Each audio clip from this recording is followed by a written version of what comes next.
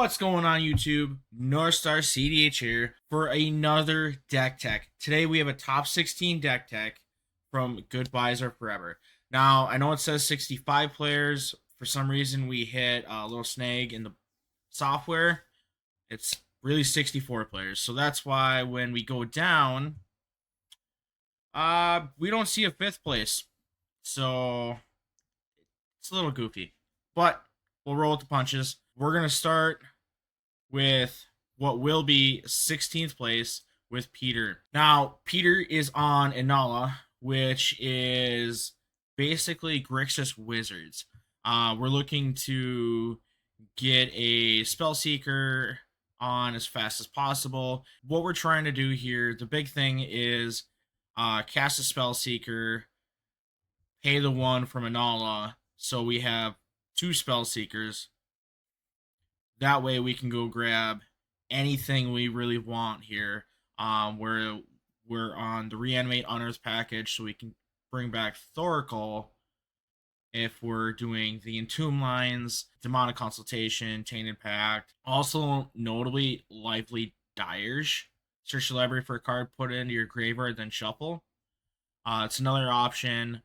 One way that we can get our Dict for our Thoracle is Step Through, Wizard Cycling. We also have Aether Mage, Wizard Cycling. So we have a bunch of different options here. Otherwise, realistically, this is just Grixis good stuff with a couple different card packages that we're not used to seeing, like Blasphemous Axe, Step Through, Drain Power, Finale. Grim Tutor, kind of yes and no. People are coming on onto it. Sacrifice, we're usually seeing this in like Dargo lists. Misdirection's a hot one, even though we're a ad nos list. So like Misdirection is kind of a spicy one. No Necro lines though. Apple of Eden. Basically tap it, pay 4, sacrifice it, look at target player's hand, exile those cards face down, and you may play those this turn, which is crazy. For the most part, it's the Grixis piles that we're used to. I guess Cabal Therapy is one that isn't normally in the list. So, super fun to play against. I mean, it's Grixis good stuff at its core. Something that you really should be paying attention to. Definitely goes under the radar because some people aren't expecting it. Now, Peter's just a wonderful pilot and he did a fantastic job making top 16. Congrats, Peter. Hopefully, we see more of Inalla on future tournaments. Next, we have Peter number 2. Peter number 2 in the Stella Discord is known as the best Minnesota Stella pilot, which is kind of funny. But with Stella, we're looking to cast multiple spells each turn, using Stella's ability to copy target instant or sorcery spell, and using that to basically draw our entire deck with Cerulean Wisps. Tidal Bore is just a tap on tapper. Same thing with like Twiddle here. This one, Refocus, is another tapper on tapper, and we get to draw a card, which is really nice. Same thing with Twitch. Also have Breach Lines, Brain Freeze. So we just mill out all our opponents and pass the turn to them. So can't draw any cards. Next, we got the one of many mats. Well, technically two. We got 2 mats today. First mat this list is a Turbo Thrasios Fransico list that we have a couple different combo lines in here. We have Kinnan, Valley Flood card lines, and then Ballista lines. The Walking Ballista, we have a couple different options. We can use Kinnan and Basalt Monolith, make infinite mana, to dump into Thrasios to go grab Walking Ballista and just shoot everyone. Or we can just go into Kinnan Basalt, grab Thoracle, Valley Flood Caller, dump into Thrasios, and go that way. Transmute Artifact is to grab Basalt Monolith, Attraction Helix, Culling, Tainted Pact, Seed Time. So downside is it's only on your turn, but you take an extra turn if an opponent casts blue spell. With this being a Nas deck, like most of the extra turn spells are 5 mana. There's a 3 mana one, but it's conditional.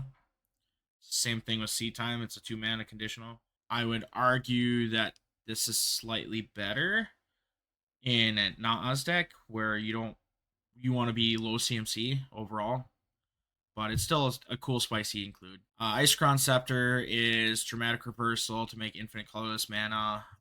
You can also dig with the One Ring as long as you have that out. You don't need Thrasios, Necroristic, and Mystic. 28 lands might be a little heavy, but we don't have a lot of dorks. Like, we've got technically 4 dorks. That might be the right number, but it's more on the turbo side versus like the creature combo where like you can run Devoted Druid and Hazel Brewmaster is a common one in TNT, but trying to focus more on the turbo build and versus the mid-range grind that TNT is good at. Hopefully we see more of this list in the deck text. I want to see more of it. I think it's super cool. So I'm a big fan of this list. It's been a while since we've seen Winota. I'm super glad that Sarah did so well and came out to this event. I love seeing Winota. It's something that we don't see a lot. Same thing with Pete on Stella Lee. We've got Ajani, which makes tokens here. Grand Abolisher, bunch of stacks pieces. Combat Celebrant is one of the combo pieces in here with like Kiki Jiki and Rayona to make infinite tokens. We also have Belladere Guardian is another enabler. Bunch of protection, bunch of stacks pieces. Marauders. Bladed Historian's also disgusting. Double Strike is a thing. Orim's Chance, just another silence effect. Dawn's Truce is pretty cool. Human permanents you control will gain hexproof until end of turn. If the gift was promised, permanents you control also gain indestructible until end of turn. So that's huge right there for Winota. One notable thing is like there's no One Ring in here, which we're just focusing on the whole creature beats. A couple stacks pieces that we're expected to seeing. Deafening Silence, High Noon, and Stony Silence. And then 29 lands with 30 MDFCs. Cavener Souls being my favorite. Naming Humans because we have Winota. And then obviously a second favorite is Command Beacon because with these commanders that are very focused around the commander, or built around the commander, I should say, anytime you're able to run utility land like Command Beacon is a huge game changer. I mean, once you are able to remove Winota twice, Winota's now 8 mana. I'm just going to sack my Command Beacon, bring it to my hand, play it for 4. And at that point, it's usually you're able to win from. Super glad to see Winota again. Hopefully we get to see more. Glad Sarah did well. I'm super happy that she brought Winota. And I'm looking to see more Winota from future events. Next, we have Seth on Najeela. Najeela is one that we haven't seen in a very long time. Now, the last, like, Najeela list that I'm used to seeing uses, like, Bloom Tender, Derevi, and then, like, Najeela to make infinite tokens from the ability. But this one's a little bit different. Yes, we still have Derevi, Thoracle, but we have Professional Facebreaker, which creates tokens, and Grim Hireling that makes tokens. Derevi, it's not really needed as much as this new line, where like as long as we're dealing combat damage, which we tend to do very easily in Najeela, we're gonna make treasures and we're gonna focus on putting those in Najeela. And once we're able to continue on this trend of making enough treasures per combat, we just win. But we have some other ones like Archon of Amira for the stacks piece to slow some of the other decks down. We have Soul Trader to sacrifice our dorks, that once we can start the train of untapping Najeela and just winning through there, we can just sacrifice our dorks because they're useless at that point in the game. We have some creature tutors to help get like Grim Hireling, Warren Soul Trader, Professional Facebreaker out. Some typical things that we're used to seeing: Demonic Dark, Ritual, Fluster, Tainted. Misdirection's another spicy one. One Ring, more stacks, Deafening Silence, Nature's Will. I have never heard or seen this card until I've seen this list. Whenever one or more creatures you control deal combat damage to a player, tap all lands that player controls and untap all lands you control. This is ridiculous. Like, this is arguably like the best card for this list. All you gotta do is attack once. Okay, let's rephrase. You have to deal combat damage and then have Nature's Will out. All right, all your lands become tapped. I'm gonna untap. I'm gonna float all that mana into Najeela to make another combat step, and then just win from there. Because with the flyers, depending on the deck, it's fairly easy to get in there. And as long as we have enough mana to do the Najeela stuff, we can just win from there. So, like, Nature's Will, love the card. Absolutely love the card. 5-color mana base. No utility lands besides Boseiju. I'm a fan of this list. I think it's super cool. And, like, this might be, like, some secret tech that Seth is on. Or this might be, like, the new standard for Najeela, and I've just been completely oblivious because I'm just not a fan of 5-color. Like, going through the mana base is, like, it's difficult. So, no, I like this list. Hopefully we see it more. Hopefully we see it more, Seth. All right, next we got Tio, Niv-Mizzet, Visionary. Whenever a source you control deals non-combat damage to an opponent, you draw a card. So, just like the name suggests, draw, ping, repeat. Naturally have a lot of pingers. My favorite's the Mage. The Flamesmith, Firebrand Archer, Kestic Fire Breather, Thermal Alchemist, all pingers. 2 cards that I want to see changed in here because I think it would put this deck over the top. All right, so we need Razorkin Needlehead and Gleeful Arsonist.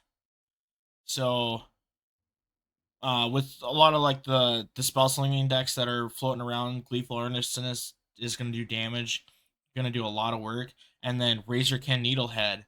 I would say Needlehead is fantastic right now, especially since currently Rhystic Study still not banned, which who knows when that's going to happen. And then you can easily argue for a Scrawling Crawler because whenever an opponent draws a card, that player loses 1 life. This one's going to be super easy to get down. Needlehead's going to be a little bit more difficult because it's double red. But in Niv, it's going to be super fun. So, like, Needlehead, Gleeful, sure, Crawler, yes. Like, 1, 2, and 3. Put those 3 cards in. Like, Niv-Mizzet is ridiculous. And, like, the hard part is, like, what would you cut to decide, like, what needs to be cut. But, like, Bolt Wave, 3 damage to each opponent. And the Festivities, Hazard, Inner Fire, add a red your mana pool for each card in your hand. Grape Shot's fantastic here. Price of Progress, this one hurts. As someone who plays like maybe 1 basic, yeah, this one hurts. This one hurts a lot. No One Ring because we have Niv-Mizzet. Curiosity just wins with Niv-Mizzet, Fish, Breach, Amphibian Downpour's fantastic. Cavern of Souls. What would you name a cavern? Wizard? Wizard. Name Wizard. Yeah, you name Wizard. The only one I would argue for is Command Beacon. Command Beacon, put it Niv into your hand. I mean, it's 6 mana, but if like you're stuck on mana, well, you still gotta cast it anyway. So you could argue both ways, I guess. I still think Command Beacon's good, like in this style deck. Lilith is back on Rackdos the Muscle. I want to say this one's changed a little bit since we last saw it. So, Rackdos the Muscle, whenever you sacrifice another creature, exile cards equal to its mana value from the top of target player's library. Until your next end step, you may play those cards, and mana of any type can be spent to cast those spells. That's the big thing here. So we have ways that we can sacrifice our creatures, Phyrexian Altar, Ashnod's Altar, and then for Seer as sack outlets. But then we also have ways to get stuff back, and we kind of loop stuff with Golgari Thug and Poxwalkers. So we have a bunch of ramp, Barbarian, Sackett at Priest of Grix, ETB at 3, Skirk, Sack Goblin. We also have Dual Caster Mage combo in here. Soul Trader is another sack outlet. Mind Slicer, that one's pretty funny. Muck Draggers, ETB is return target creature card from a graveyard to your hand. So we've got ways to generate value and basically use our opponent's deck against them. Bunch of ramp in here, reanimate package, deluge, more ramp, breach lines, notably only 24 lands, which is crazy. But all of the ramp. So it doesn't take long to get Rackdos out. And then all you have to do is sacrifice another creature, and Rackdos Muscle gains indestructible until on turn, tap it. So you have to throw multiple pieces of interaction at Rackdos just to get rid of it. So very resilient. This quite notably, like there's a lot of like answers that are in here. Like Fury, 4 damage, divide as you choose, destroy target artifact, destroy target non-artifact, non-black creature. When Mind Slicer dies, each player discards their hand, discard a card. So there's a lot of answers in here, and it's all attached to creatures. And we can dig through them for Flamekin. Glad to see Rackdos making the top cut. Hopefully there's more Rackdos to come. All right, next we have Mr. Consistent on Kinnan. That's right, Ethan's playing Kinnan today. This Kinnan version isn't the clone version. This one we're focusing more on like some of the bigger creatures for like the Kinnan flips. We do have Clever Impersonator and Phyrexian Metamorph for some of the clones, but it's more on the big stuff that does stuff. So like Hullbreaker Horror, Sphinx, Wandering Archaic, as a Hall, Ancient, and Tidespot Tyrant. We do have Transmute Artifact and Fabricate to go grab our Basalt Monolith, Mirage Mirror, One Ring, Posture Mech, so we can do stuff like that. Basically, somewhat typical Kinnan stuff. Here's the ick. The ick is right here. Copy Artifact, copy Enchantment, Mirror Maid, copy Artifact or Enchantment. If you don't have Heuristic out, we have 2 more attempts at it, and then our own, and then copy Artifact, copying someone's One Ring, or better yet, copying someone's Basalt Monolith. Seems really good for Kinnan. 25 lands. Funny thing is recently Ethan's been changing his deck list up. He can pilot just about anything and make top cut, which is pretty crazy. Like he's definitely a talented pilot. Next we have Nick on our first Sisay list. Nick is I don't want to say like Sisay expert, but like he's the one that started Sisay and has always been on Sisay forever, versus like Matt, who we'll see shortly, is on Sisay as well, and basically learned from Nick how to pilot Sisay. Same thing with Eric, who we saw, who won. Eric played Sisay from our last tournament and won that one, and it was literally Nick's deck. So, I mean, Mr. Sisay literally is what he is. So the Planeswalker package, typical Sisay creature package. It's I want to say it's basically identical to what Matt's playing. I think it might be like 1 or 2 cards different. 1 or 2, but still, it's like typical Sisay, Soul Cauldron, yep, Chromatic Orrery, Ties, Touch, Ristic, Carpet, 29 lands. Nick's always been busy, so that's why he hasn't done a lot of tournaments. Otherwise, we would have seen more Sisay from Nick in the top cut duck techs that we've done, but Nick's always has something else going on. That's why we haven't seen much of Nick. He's always been on Sisay, and he's basically Mr. Sisay. All right, next we're back to Dolan, who is playing Derevi. When the Mana Vault hosted their 10K, there was roughly 20 of us that went to Milwaukee, and out of those, Dolan was the only one that made top 16 cut. There were a couple others that just barely missed the cut. Dolan barely sneaked in there. From this event, he was playing Derevi, and there's one game I got to play against him where there was a torpor orb on the field that was stopping everything, and he eventually got his Kinnan out, did a Kinnan flip, hit Hullbreaker Horror, played a random spell that I don't even remember, bounced the torpor orb, and just went and won. We've got Emil the Bless Blink combos, Kitten, we can do the same thing. Valley Flood color lines, Micah Spawn to grab the lands that we want.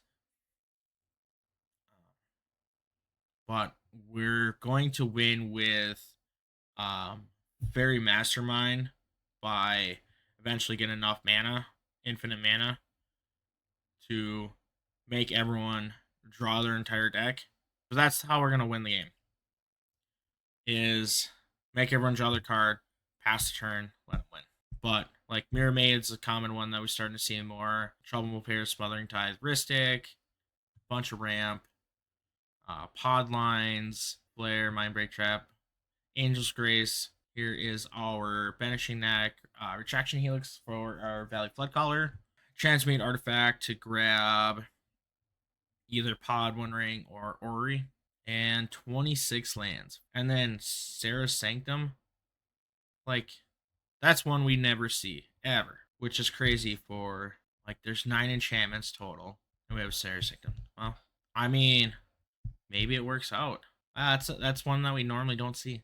Patrick, for the most part, I want to say it's a typical stock list. Like Rev, I want to say is one that is a flex spot, along with one other card, I think. I want to say like Mirror Maid, but like more people are starting to play Mirror Maid because copy artifact or enchantment, and that's becoming huge right now. Like copy a One Ring, copy a Ristic Study, seems pretty good.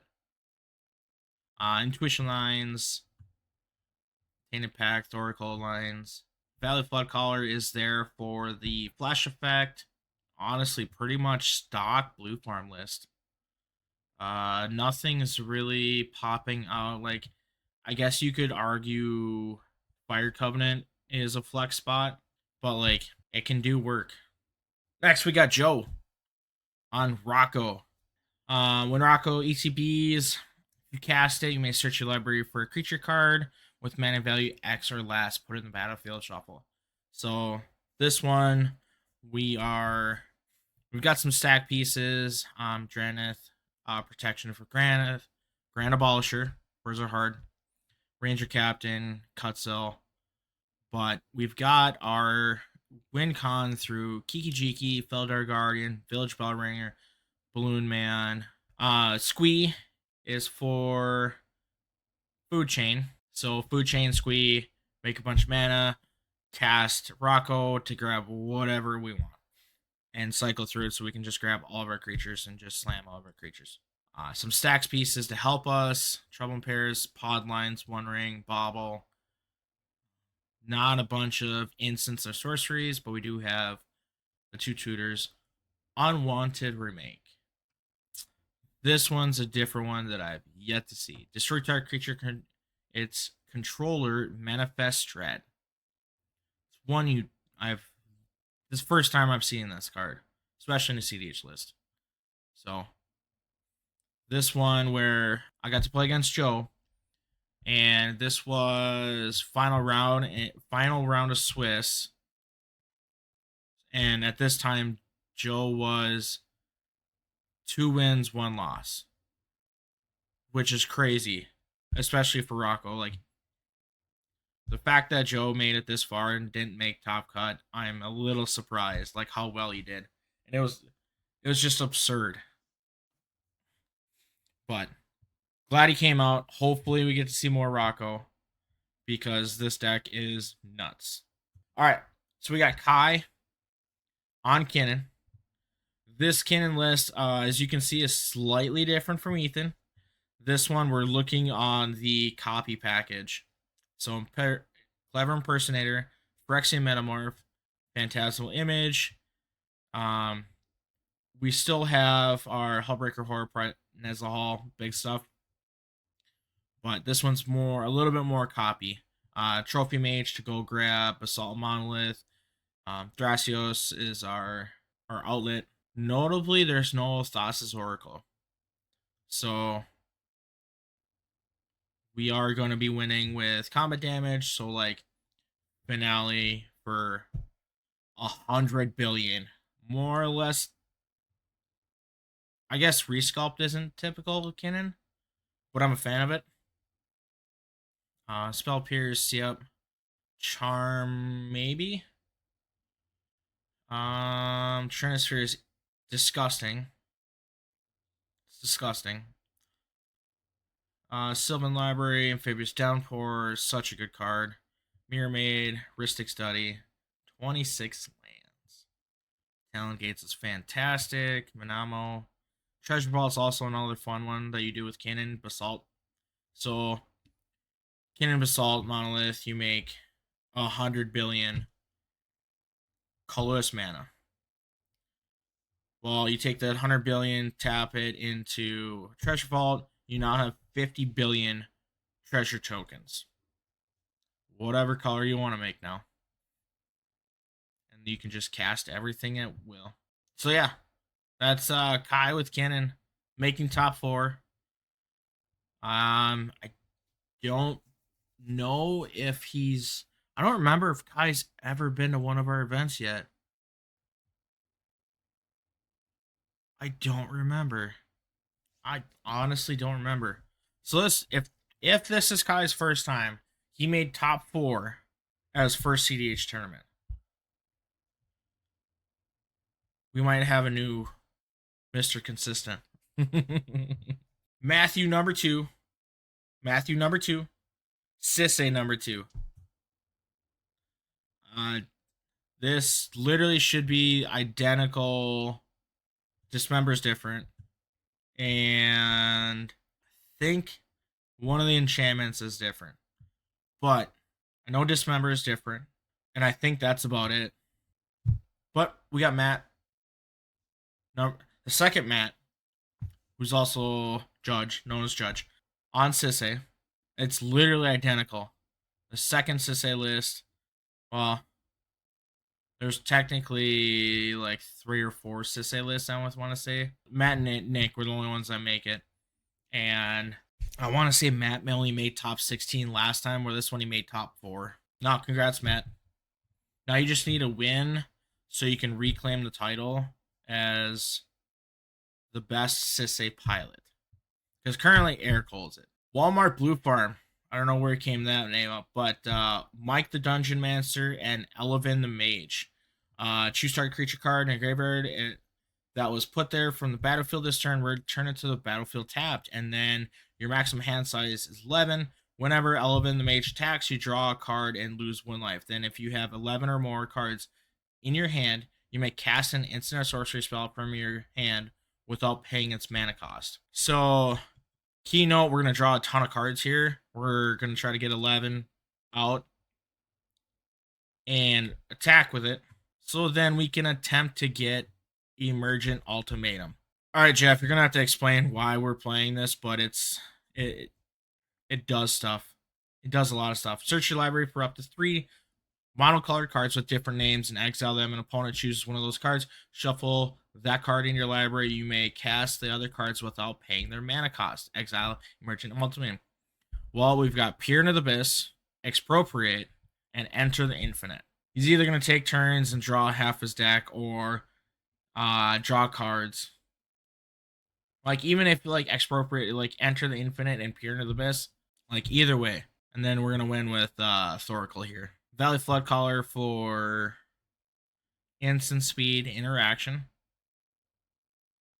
Copy Italian, Polywig Prodigy, Oppo.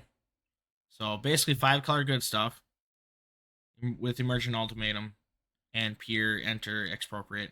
Typical interaction, well, not interaction protection, win attempts, Mind Break Trap, Intuition Piles, because we have Brain Freeze, LED, One Ring, Breach, Necro, 5-color mana base, 1 shock, 2 shocks, 2 shocks, and the rest duels, fetches, and 5-color lands. And Jeff's record was pretty darn good going into the finals. Our standings right here. Jeff, 15 match points, so he's at 3 wins. That's insane. So, clearly he knows something that the rest of us don't. Jeff, you're going to have to share your hot spice with us one of these days, because clearly you're on to something that most of us have no concept of. Last but not least, Eric on Roggsai. Typical Roggsai list. I've got the only thing that I'm not running on mine is Into the Flood Maw for Dragon Rage Chandler. And that's the only difference on mine. When we were at Milwaukee for that 10K, there was a blue farm player that had Dragon Rage Chandler, and they were going for the breach lines, and it would have been so much easier for them to run their breach lines. But I had a Deadly Rollick, and I Deadly Rollick their Dragon Rage Chandler. And that's how they weren't able to actually go. They didn't have enough to go for the breach lines. So, but it's Stock Up is a fantastic card. I talked about it a little bit earlier. Look at the top 5, put 2 in your hand, the rest on the bottom of your library. I think we're going to see more of Stock Up. Currently right now, the price of it is, $4.50 for an uncommon at $8 for a foil. I can see that going up because Legacy is playing it a little bit. I expect more formats to adopt it, and it's a good card. It's not dig through time level, but it's still a good card. Only downside is it's sorcery. But Valley Flood Caller, Stock Up's even better. Oh, I'm not running One Ring in mine. That's the other one. I'm not running.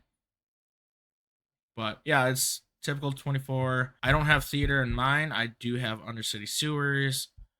Theater is different, which I'm still on the fence of Theater. But these Surveil lands are clutch, especially if you're not doing anything turn 1, or you have a fetch land and you're really not doing anything. You fetch for Surveil, and you get to see one more card. So it's fantastic. No, congratulations to Eric. I want to say from our events, this is back-to-back. Yeah, because he won with Sisay last time. Yeah. So twice now, back-to-back wins from Eric. So definitely has a target on his back now from everyone. So we do have a couple events coming up. Our first one that's coming up is this one, where it's a 3K. We're going to be at Lewis Game Shop in Monticello. This one, $55 entry, but we look at the pricing. First place is a Cradle. Second, third, and fourth each get $450 cash. And then the rest of top 16 gets $75 cash. So you're making money if you make top 16. All right, next one. This one, May 31st, we're giving away Badlands. This one is going to be a Bad Wolf in Coon Rapids. So it'll be a new location for us. $35 entry fee. There's still going to be cash payout for Top Cut. Hasn't been updated yet. It will be updated here shortly, and we'll get that on there. And last but not least, the elephant in the room. All right. Now, the big one, last but not least, the Summer Classic 2. This is going to be our largest event of the year. 5K, $65 entry. Pricing is looking like this. First place, Underground Sea, with $600 cash on top. Second place, Volcanic Island, plus $350. Third, Tropical Island, plus $250. Fourth, Tundra, plus $200. And then 5th through 16 is $120 cash. So that means top 16, you're almost guaranteed to double your money, if not more. With this one, we've got another thing that's special for it. All right, this one, we've got a couple big names. Comedian, yes, he's playing. Things in the Ice, they'll be there. Far North MTG, yes, they'll be there. And Untap Upkeep O. All 4 of them are going to be playing in this event. So come out, see your favorite YouTuber. This is going to be a big event. And not just because we've got, the 4 YouTubers come on, but we are looking to give away the most amount of money that we have ever done in a tournament so far. So come out, get your chance to win a boatload of money, and see your favorite YouTubers.